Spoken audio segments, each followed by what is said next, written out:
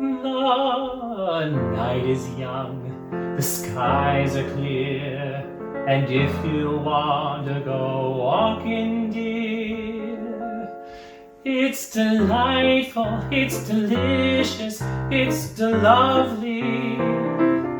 I understand the reason why you're sentimental, 'cause so am I. It's delightful, it's delicious, it's lovely. You can tell at a glance what a swell night this is for romance. You can hear dear Mother Nature murmuring low. Let yourself go, so please be sweet, my chickadee.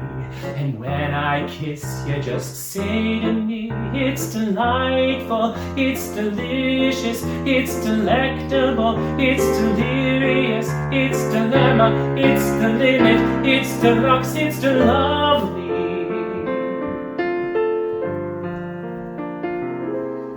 I feel a sudden urge to sing the kind of ditty that invokes the spring. So control your desire to curse while I crucify the verse. This verse you've started seems to me the tin antithesis of a melody.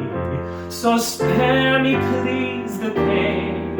Just skip the damn thing and sing the refrain. Me, me, me, me, re, re, re, re, do, so, mi, do, la, si. Take it away. The night is young, the skies are clear, and if you want to go walking, dear, it's delightful, it's delicious, it's lovely. I understand the reason why you're sentimental, 'cause so am I. It's delightful, it's delicious, it's lovely.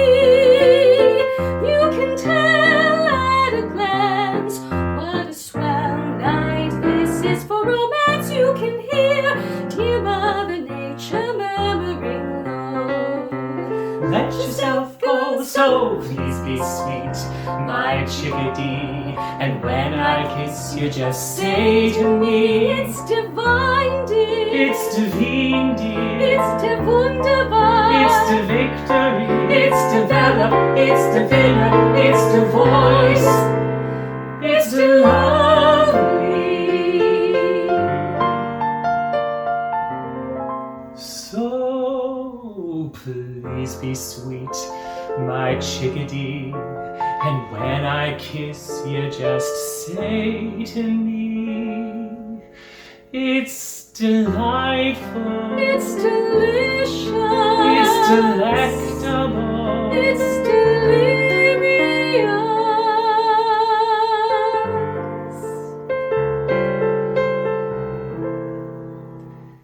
it's the lovely.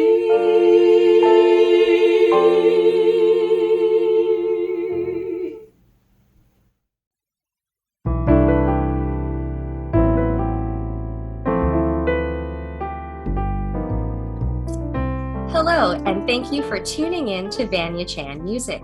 Today we're featuring tenor Cory Knight. Cory and I first met and sang together when we were both undergraduates at York University. We performed together in concert choir as members of the collegiate a cappella group Weeby, formerly known as Weeby Jazzin', and also had a chance to sing professionally together in a production of The Fairy Queen with Toronto Mask Theatre. Cory has performed at major festivals and concert venues in Canada and all over Europe. And Musical Toronto has described Cory's voice as that rare, wonderful lyric tenor who turns every note he sings into gold. I heartily agree.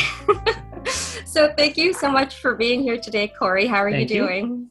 So far, so good, Vania. Thank you. Thank you for having me. All right, it's Excited good to be you. here. It's good to see you. I know, it's good to see you too. It's been far too long. Yes. So let's start by giving our viewers a chance to get to know you. Let's begin with how and when did you get into music? And please tell us about your musical background and share some performance experiences. Yeah, okay. So music has always been something that I've been very interested in. I don't come from a particularly musical family, but music has always been in my life in some way. As a very young person, I danced at the local German dance club. So, we were always practicing with music and getting rhythm in our bodies. And so maybe that was an entry point for me. Also, I grew up in the Ukrainian Catholic Church, and there's lots of music. Basically, the whole mass is sung. So there's always been sort of music in my life that way as well. But I've always been drawn to music. I was always that kid who was in the school plays and the school choirs. And by the time I got to high school, I was playing piano and trombone and in the wind symphony and the jazz choirs and the classical choirs. And I would go to school every morning for rehearsal before school and stay every day after school for rehearsal. It was my life. I was part of the music council. It was everything. Then I went to university for music and for teaching. Excuse me. And I did both degrees sort of at the same time, and that's where you and I met. And so I was doing music, and one of the wonderful things about York at that time was that we really had a lot of freedom in the courses that we could take, and got to do lots of fun stuff. I sang in the jazz choir there as well, and played in the wind symphony as well, and took classical voice lessons, and joined Weeby Jazzin', as it was called back in those days. And we sang in that group for a while. And then it was after university when I really thought, okay, I'll wait to do this teaching thing and see what happens if I try the singing thing out, because I really enjoy singing and really classical singing. I wanted to get into that. And so I auditioned at the Glenn Gould School, and which is a professional school, music school. And well, it has an undergrad program, but I auditioned for the graduate program. And the rest is sort of history in a way. I mean, I made a lot of connections there, and discovered my voice, my classical singing voice, and eventually through various summer programs and traveling, settled into early music, which is where I spend most of my time now as a classical early musician. I sing a lot of Renaissance music, Baroque music, medieval music, and professionally I sing mostly these days with Tafel Music Chamber Choir, and I'm an artistic associate with the Toronto Consort, both of which are early music ensembles. And when I'm not singing, I'm teaching. If you could pick one favorite performance moment from your career so far, which one would it be? Ooh, tough question. There's one that sticks out in my mind. When I was exploring my voice and trying to figure out exactly where I fit in the classical world, I did a number of young artist programs and various workshops, and one of the first ones I did was in Germany, in Stuttgart, when I was getting into early music and exploring that, and at the Bach Academy, which was run by Helmut Rilling at the time, and it was a 2-week program, and the way it worked is you audition live when you're there, and then they decide if you're an active participant or an observer. So I kind of flew to Germany and auditioned and hoped that they would take me in, and they did. I was very fortunate, and then I got to study with the tenors who were running the program, and I think I'm trying to remember if it was my first or second year doing it, but one of the years it was Gerd Turk, who became later my teacher at the Schola in Switzerland when I did my master's there. But anyway, so long story short, we did the St. John Passion, and I got to sing one of the tenor arias, and I remember we were in the main church downtown Stuttgart, and we did this performance, and it was evening, and the place was packed, and it was around Easter time. And it was just a very moving experience to be in Germany, in the place where this music was written, surrounded by people who had heard this music for generations. And then it was a very emotional experience. I could tell that people were very, very drawn to not only the music, but the story. It's the Passion of Christ, and it's a very dramatic story, a very moving and violent story in some ways. And at the end of it all, it's just a very kind of cathartic emotional experience. And they rang the church bells on the last chord, and I didn't know that they were going to do that. And I just wept. I couldn't, I had no other emotion in me but to just weep on stage at the end of this concert. But I didn't feel awkward or out of place because there were other people emotionally moved by that experience. And so that one definitely sticks out to me in my mind as a special kind of moment, music really living as more than entertainment. If you could sing a duet with any artist, who would you choose and why? Yes, okay. There are probably a few people I would choose. I think it would be great to do a duet with Gene Kelly.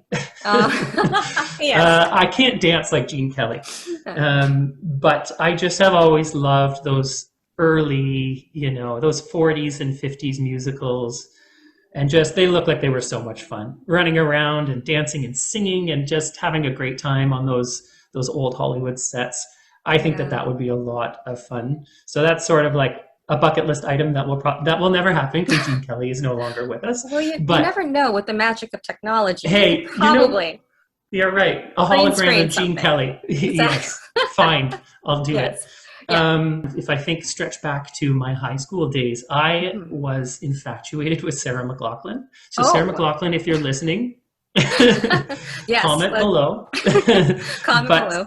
Yeah, I think it would be fun to do a duet with her, but like not on stage with anyone else. I just want to hang out with Sarah McLachlan somewhere in the woods in BC around a campfire with just like friends and sing with Sarah McLachlan. I did get to sing with my teacher, Gerd Turk, who really has been an idol to me and a mentor, a real mentor. And that was really special to be able to sing a professional concert with my teacher in Europe and in early music, doing what I studied to do with someone who I think is really one of the world's greatest early musicians. And so that was really lovely. You mentioned that you're currently teaching. Can you share with us what you are teaching and how things have been during the pandemic? Yeah, okay. So I feel like this could be a big story, but I'll keep it brief. So I teach two classes. I teach a grade 5 class virtually in the mornings, and then in the afternoons I teach a grade 2 class, which is technically an in-person class, but we are also currently virtual. So teaching this year has been an adventure. I think that's maybe a nice simple way to say it. I mean, it's been a lot of discovery for all of us, a lot of learning together, finding ways to make things work, building resources, connecting virtually and trying to figure out how to make this work. It is incredible to see how computer literate the young people are of this generation, I have to say. Very, very helpful. They have been helpful to me. They're like, Mr. Knight, did you know that you don't have to do things this way? Actually, there's a button over here that will let you do it this way. And I'm like, oh, where would I be without you? So they've been very helpful. But they're extremely resilient. Up for anything as long as they feel safe and they're having a great time. So overall, I think that the young ones have fared quite well. Although I think everyone's looking forward to being back in person together. There are definitely benefits to virtual learning. It's so amazing to see the resources that have been created and that are available to all of us now, and to just kind of test the extremes of our everyday technology and to see what we can make of it. It's a fun little game. I will ask you a series of questions and you just answer with the first thing or preference that comes to mind. Okay? Coffee or tea? Oh, coffee. What's your favorite dessert? I love chocolate, especially when there is like something kind of crunchy in it, not fruit. So it can be nuts or cookie or wafer.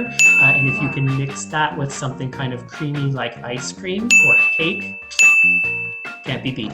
Wow, that was a great description. I'm getting hungry already. Okay. What's your favorite season? Spring, summer, fall, or winter?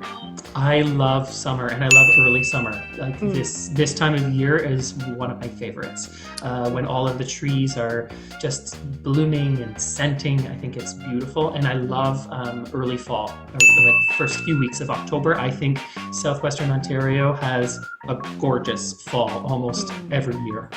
It's like those transition moments, right? Yeah. It's just, that is beautiful. If you could transform into any animal, what would it be? Ooh, good question.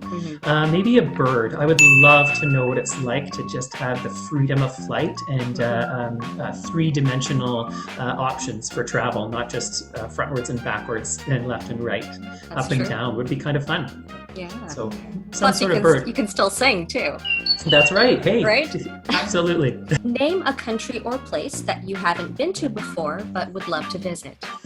I would love to, there's a few. I really want to get to the other side of the planet. Like if I could drill a hole straight through to the other side. So I'd love to explore Australia, New Zealand, Polynesia, Southeast Asia, all of that corner of the world. I think it would be just so fascinating and amazing to go. Name a musical instrument that you would love to learn to play. Ooh, maybe the hurdy-gurdy.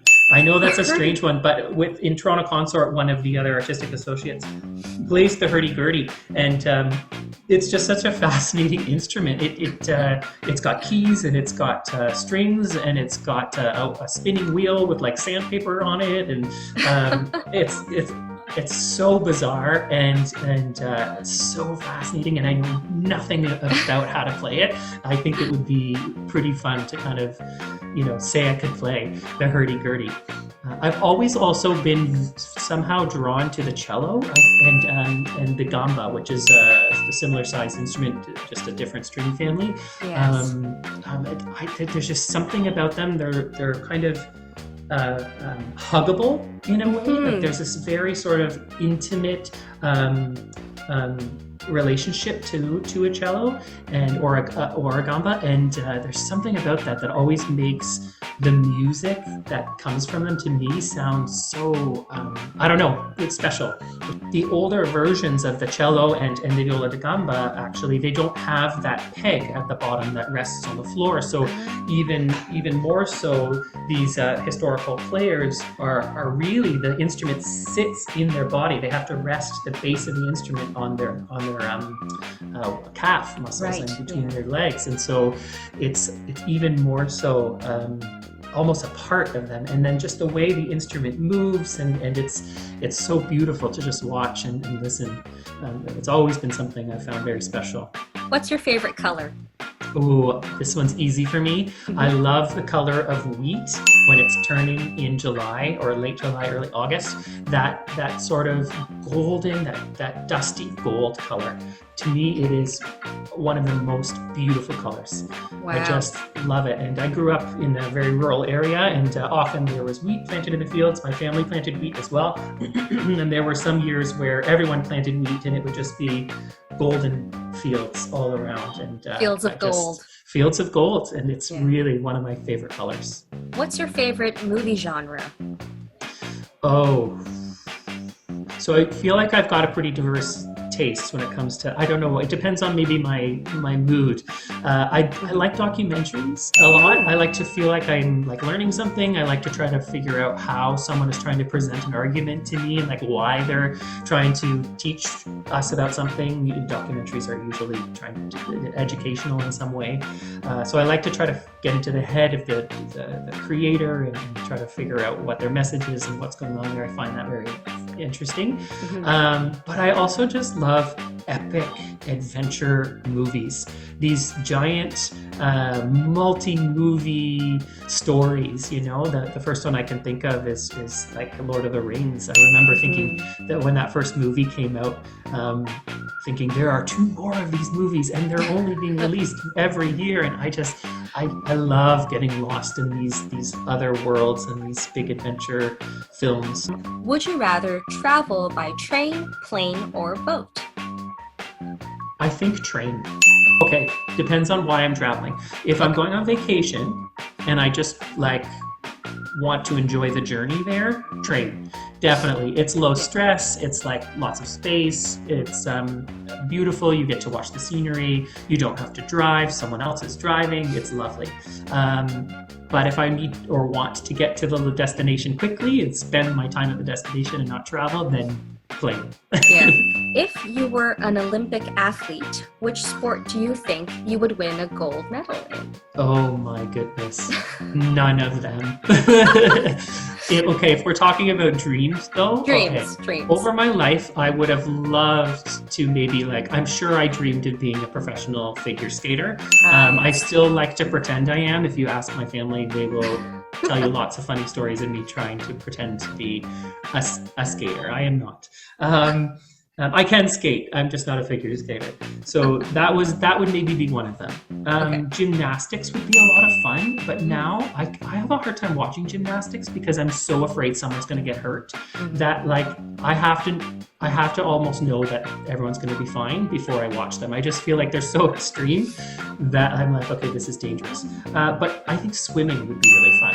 I feel like, there's something about being able to race across a strip of water and just... Let's move on to picks from the past. So I'm going to pick number 1. I'm nervous. Here it is. Oh, okay. Yes. Okay, this is Weeby. The collegiate a cappella group that we sang in. When would this have been? This was the Oakville Entertainers show. Yes. In 2005, apparently. Oh my goodness. What I remember about this room, and I think the reason why we took a picture, was because you can see how low the ceiling is. Oh, yes. In that photo. And I think it's because that dressing room, it was like a fun room where the ceiling and the floor got more close together and narrower as you went further into the dressing room. I wonder if we were under the seats of the theater, maybe? Maybe. It was raked. It seemed like it was raked. And that was like a picture moment for us. Oh my goodness. I love this. You know what's amazing? Okay, so here's one of the benefits of technology and connecting socially is that I think every one of these people I still see coming up on social media. I still basically know what everyone is up to. That's kind of cool. That's kind of right? cool. I agree. Yeah. Oh, okay. Yep. Another Weeby picture. I know what this is. Okay, so I know we are making a car shape with our bodies, and I think we are singing a song or a piece by a group called Zap Mama. Yeah, I think the song is called Plaquette. Yes. I'm not sure if I'm pronouncing that correctly. That's right. And we were rehearsing Aaron Jensen's choreography. We even had lights, actual lights that we would, I think I was one of the lights, which is why I'm kneeling down in the front there. And we were rehearsing for ICCA. Oh, yes, we were, the competition. Yeah. And this is in the Winters College Senior Common Room, I think, which we had special access to, by the way. There were no other student groups that were allowed to do this. And I think it was because of this sort of long-standing history with the dean of Winters College that we had access and that we were given a key to the space and everything. I mean, it's a really special kind of relationship. I hope that this is still going on for them.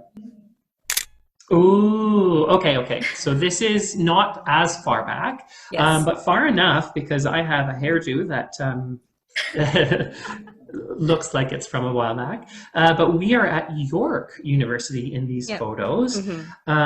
This is shortly after the opening of the new music building, if I'm not mistaken. So that did not exist when I was there. So this is the one and only time I have sung on that stage, but that was lovely. And I think we sang a duet from, it was a Handel opera, Happy We. Happy We. Is it Acis of Galatea? Yes, that's it. Oh, look at the flawless skin, Vania. What happened to me? I'm talking about me. You're still flawless. I think we're no. I wouldn't say that. But I think part of the shtick that we had for that show was you're like a famous star coming back to grace us with your presence. And I think some of the other singers had cameras on stage, so that's why there's these photos. I think Joyce was one of the singers, and she was taking a picture of you, and I somehow photobombed you in the That's background there. amazing. I love it. So So these are actually candid shots from performance or rehearsal? I think the one where we're standing together and just taking a photo together was probably after Right. the show, but Yep. the other two were like live in performance or maybe rehearsal. I'm not sure, but That's amazing. I yeah, love it. Ooh, okay. So this would, yes. oh wow. Oh, Hmm. nice. Okay, so this is from the show we did with Toronto Mask Theatre. Hmm. Yeah. And this was when? This was just a few years ago. This This was back in like was 17, 18 maybe? I Or was I it think it was 19? actually 2016. Oh my goodness, Vanya. It's been a while actually. Like And yeah, it's The Fairy Queen by Purcell, yep, right? yep. And yeah, I mean, we had a very fun take on it. We had interesting characters, which is why we're dressed the way that we are. And we've had moments together on stage, but I don't think there's any photos of it. So I just am like, I guess I'll just put these two together because I Yes. really wanted that latest moment that we had performing on stage together. So yeah. And with that, we've come to the end of our interview. Thank you, Cory, for being here today and for sharing some wonderful stories. And I hope you enjoyed catching up. And hopefully we'll get a chance to sing together in person very soon. I hope so. I know. To our viewers, thank you for watching. If you enjoyed this video, please give it a thumbs up, say hello in the comments down below. Please subscribe to Vania Chan Music and hit that notification icon so you'll know when a new video has been uploaded. Until next time, keep smiling and keep a song in your heart. Bye for now.